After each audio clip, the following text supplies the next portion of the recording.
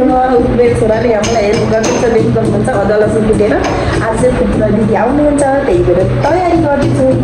खानपिनको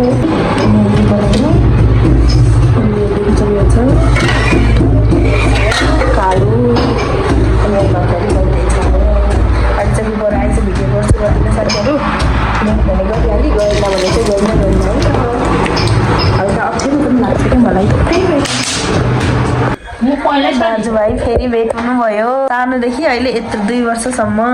यत्रो हुनुहुन्छ भान्जा र मेरो छोरा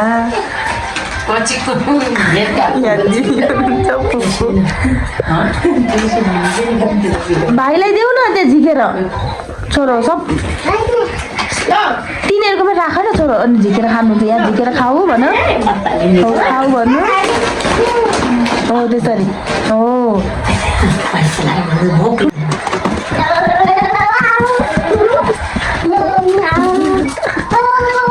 हामी चाहिँ साथीहरू मेरो कान्छा छोरालाई स्कुल पुऱ्याएर आइसक्यौँ मेरो कान्छाले त्यहाँ खोल्दै थियो कि यो पैसा लिनलाई अघि दादा पुऱ्याएर आउँदाखेरि चाहिँ पसल जाने अरे अनि पैसा लिन जानुपर्छ है भनेको त आउने बित्तिकै त्यहाँ छुँदो रहेछ कि अनि अहिले चाहिँ यो बिस्कुट र चाउचाउ देखाइदिएको यहीँ भुलले अनि त पैसा ठपक्क नारे उसले झिकेको थियो फेरि ती राखेर अनि बिस्कुट खाँदै हुनुहुन्छ यो चाहिँ फुपू र दिदीले ल्याइदिनु भएको है सानो अनि देख्न सक्नुहुन्छ हेर्न यो चिज देखेर चाहिँ मलाई कस्तो धेरै खुसी लाग्यो कि कति धेरै मायाले ल्याइदिनु भएको हेर्नु नि गाउँको प्योर खुर्सानी माई गड यस्तो त पाउँदैन नि साथीहरू सहर बजारमा त गाउँको जस्तो हुँदैन नि अनि यो गुन्द्रुक त झन् एकदम धेरै मनपर्छ मलाई अनि हेर्नु यहाँ हाल्नु गाउँको छुट्टै हुने गाउँबाट ल्याइदिनु भएको बेसारी हेर्नु न यहाँ अझ हुँदाहुँदै हेर्नु साथीहरू यो साठो धन्यवाद छ फुपू र दिदीलाई हेर्नु न कति सम्झेर ल्याइदिनुहुन्छ कि यहाँ दाल ल्याइदिनु भएको छ यति यो पनि होइन खुसी त लागि नै हाल्छ र पनि सम्झेर ल्याइदिनु भयो नि त म त सक्दै छैन बयान गर्नलाई ऊ दिदी भान्जा आउनुभयो मेन भेटघाटको लागि होइन आउनुभएको पनि धेरै धेरै खुसी लागेको छ साथीहरू हामी नक्सल गएर आएको जान मात्रै भयो आज बन्द रहेछ लो साथीहरू बल खेलेको हेर्दै मक्ख परिरहेको छ चिसो खाने भने किनिदिएको दिउ अब खान नसक्नेले म खाइदिनु पर्ने रहेछ नि अघि त दिएन कुखुरासँग खेलिदिएको गाईले भाले पछि आएको थिन्छ अहिले भालेको पछि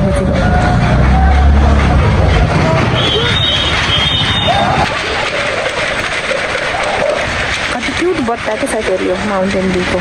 बट्टा भनेपछि कति क्युट बोतल कति क्युट बोतलको साथीहरू यस्तो बोतलहरू चाहिँ म राख्छु लगेर घरमा किनभने कस्तो मनपर्छ कि हेर्दै कति सानो चिटुक्क परेको छ कि हेर्नु न अब जाने आऊ मेरो पुङ्गु खेल्दैछ गाडीमा हिँडेको उसलाई बोर लागिसक्यो साथीहरू जाँदा चाहिँ हामी बाइकमा गयौँ आउँदा चाहिँ गाडीमा आएको काम पनि बनिन खर्च पनि किन बेसी गर्ने भनेर फेरि जानु परिहाल्छ हेर्नु यहाँ मेरो पुङ्गुले मलाई दौडाइरहेको छ हिँड्नु मन नगरी जबरजस्ती हिँडिरहेको छ अनि त्यसपछि हामी चाहिँ घरतिर लागेको अवस्था साथीहरू घाम त्रक्क लागिरहेको छ आज चाहिँ फागुन 6 गते हो हिजो चाहिँ फुपूहरू आउनुभयो अनि मजाले गफसफ गऱ्यौँ बेलुका चाहिँ फेरि दिदी कोठा सर्नु हुने अरे कोठा सर्नको लागि गयौँ अनि मेरो बाबुलाई चाहिँ ठुलो बाबुले हेरेको थियो कस्तो मजाले मलाई चाहिँ नि साइला भेनाले बाइकमा घरसम्म पुऱ्याइदिनु भयो दिदीको कोठा सरेको ठाउँबाट मेरो कोठासम्म मेरो कान्छा र दुईटालाई छोडेर गएको थिएँ देउस नरुई बसेको रहेछ अनि मेन अब सामानहरू ल्याइदिनु भन्दा पनि फुपू सम्झेर आउनुमै मलाई चाहिँ एकदम धेरै खुसी लागेको थियो साथीहरू सामान भन्ने चिज त छँदैछ नि होइन तर यसरी सम्झेर आउनुहुन्छ बुहारी नातिहरू भनेर अनि कस्तो खुसी लाग्ने कि मनैदेखि अनि त्यही भएर नि मैले भिडियो गरेको पछि सम्झना रहन्छ पछि हेर्ने भनेर नि बेलुका पख होला दिदी अहिले काममा हुनुहुन्छ मोबाइल किन्नुहुन्छ अरे उहाँले अनि त्यसपछि फेरि जानुपर्ने हेर्नु न अब चाहिँ गएर एकछिन कपडा चेन्ज गर्ने रेस्ट गर्ने अनि त्यसपछि फेरि मेरो बाबु स्कुलमा लिनु जाने ल्याउने अनि त्यसपछि फेरि खाजासाजा दिने अनि कतिखेर हुन्छ त्यसपछि फेरि लगन खेल जानुपर्ने मोबाइल किन्नको लागि अनि अब म मोबाइल लग्यो भने भिडियो गर्छु नि है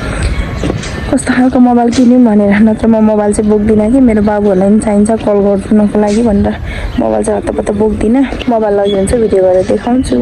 अझ मेरो बुढाले अस्तिदेखि जाऊ भने थियो होइन अनुहारको गति पनि के भएको गरी महिना भयो कि मेरो अनुहार बिग्रिन्छ अस्तिदेखि नै जाऊ छिटो त्यहाँपछि बुझ भन्दै हुनुहुन्थ्यो कि ब्याङ्कमा झन् आज समय मिलाएर गएको त सबै काम सिद्ध्याएर के गर्नु पैसा मात्रै खर्च भइसक्यो मार्ने भयो अब झन् फेरि